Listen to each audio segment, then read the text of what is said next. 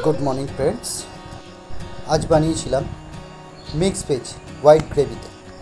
আমি পুরুষের রান্নাঘর, সবাইকে আমার তরফ থেকে আন্তরিক শুভেচ্ছা।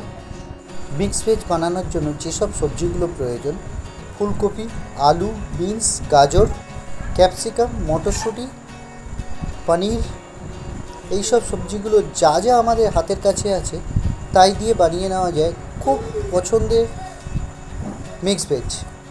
আমার কাছে আজকে মটরশুঁটিগুলো ছাড়া সমস্ত আইটেমই ছিল মিক্স ভেজের জন্য। এই সমস্ত আইটেমগুলোকে আমি ভিডিওতে আপনারা দেখছেন যেভাবে কেটেছি, ঠিক সেইভাবে লম্বালম্বি কিন্তু পাতলা কেটে এক জায়গায় গুছিয়ে রাখব। এই সময় বলে রাখি, আমরা কিন্তু পুরুষের রান্নাঘরকে সবাই পছন্দ করি, তাই আশা করি আপনাদের থেকে আন্তরিক ভালোবাসা পাব। আশীর্বাদ করবেন যেন পুরুষের রান্নাঘর সুন্দরভাবে এগিয়ে যেতে পারে। এবার আসি মূল বিষয়ে। পুরুষের রান্নাঘরকে প্লিজ সবাই আপনারা সাবস্ক্রাইব করে নেবেন।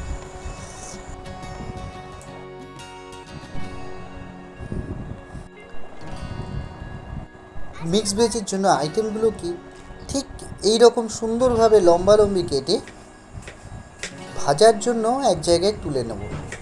এবার দুখানি টমেটো, যেটাকে বড় বড় যেমন খুশি কিউব আকৃতির কেটে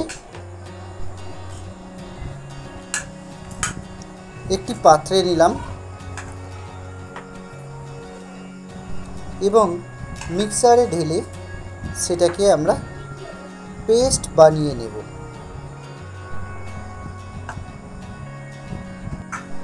পেস্ট বানিয়ে নেওয়ার পরে এরপর কাজু, কিশমিশ, চালমগজ এবং সামান্য একটু পোস্ত, যেটাকে ভিজিয়ে রেখেছিলাম, সেটাকেও পেস্ট বানিয়ে নিলাম।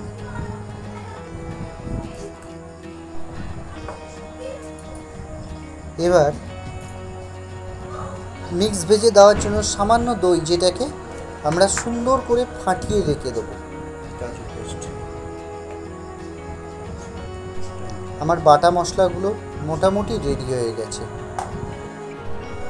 এই সময় আমার কাছে যে পনিরগুলো ছিল, পনিরগুলোকে কিউব আকৃতির কেটে নিয়ে কিউব আকৃতিতে কাটবো। আপনারা ভিডিওতে দেখতে পাচ্ছেন ঠিক কিউব আকৃতিতে আমি পনিরগুলোকে কেটেছি। পনিরগুলোকে কিউব আকৃতিতে কেটে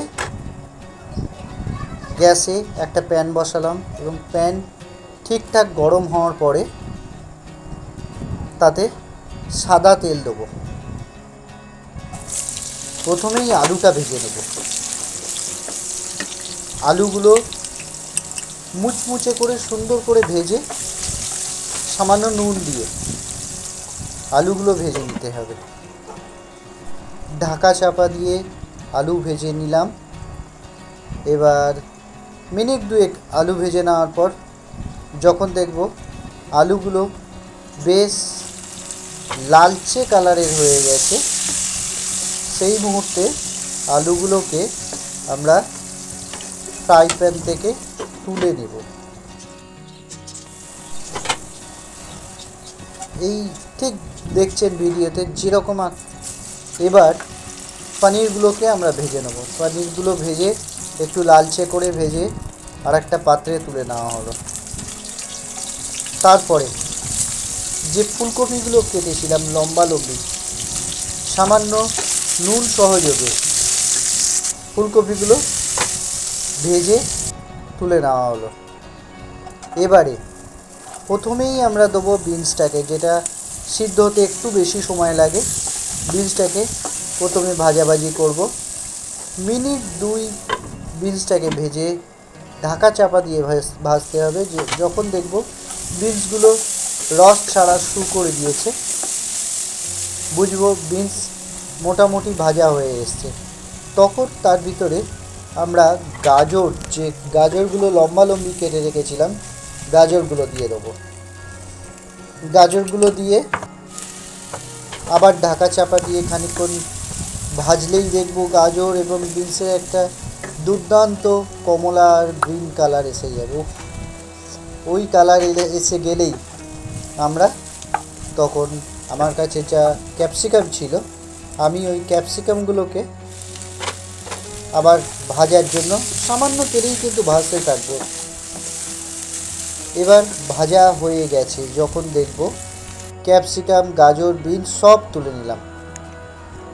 ওই প্যানে আবার নতুন তেল দিয়ে গোটা গরম মশলা, তেজপাতা আর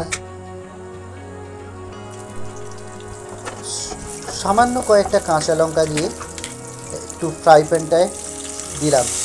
আদা রসুন পেস্ট যে আমাদের রেডি থাকে, সেই আদা রসুন পেস্টই দিলাম। দিয়ে এই মশলাটাকে ভেজে নিলাম। এবার টমেটো যে পেস্টটা বানিয়ে রেখেছিলাম, সেই টমেটো পেস্টটা দিয়ে 2-1 মিনিট ভাজার পরেই দেখলাম রেডি হয়ে গেছে। তখন কাজু, চালমগজ, পোস্ত, নানা রকম জিনিস দিয়ে যে একটা পেস্ট, সাদা পেস্ট বানিয়ে রেখেছিলাম, সেই পেস্টটাকে আমরা কড়াই দিয়ে দিলাম। এবং এটা বানানোর জন্য সময় দিতে হবে। যতটা সময় দিয়ে আমরা কাজু, চালমগজটাকে ভাজবো, তত টেস্টি তরকারি হবে। এগুলো হয়ে যাওয়ার পরে যখন দেখলাম কাজু, চালমগজ রেডি, তখন তার ভিতরে আমি দই এবং আমার যে ভাজা ভেজিটেবিলগুলো ছিল সেইগুলো সব দিয়ে দিলাম। দিয়ে